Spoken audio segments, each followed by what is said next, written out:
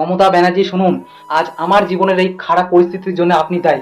তার কারণটা শুনুন, এই পৃথিবীতে কেউ কোনোদিনও কোনো কিছু শিখে আসে না। এই পৃথিবীতে সবাই জন্মায়, জন্মানোর পরে সে যেই জায়গায় যেই পরিবেশে বড় হয় সেই অনুযায়ী সে সবকিছু শেখে।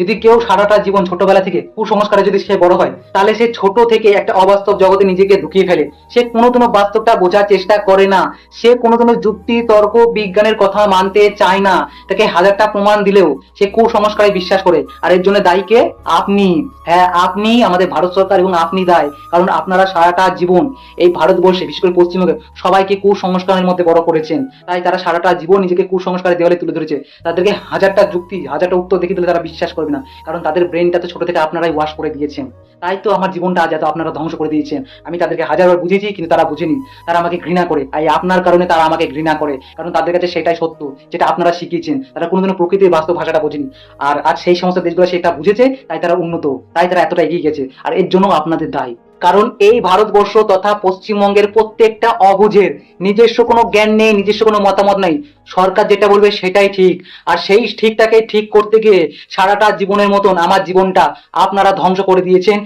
এবং এই সমাজটা আমার জীবনটা ধ্বংস করে দিয়েছে আপনাদের তৈরি নিয়ম কানুন। তাই বলছি, মমতা ব্যানার্জি, আমার জীবনটা ধ্বংস করে দেওয়ার মতন অধিকার আপনাকে কে দিয়েছে? এর জবাব চাই। এর জবাব চাই, আমার জীবনটা কেন আপনি ধ্বংস করে দিলেন।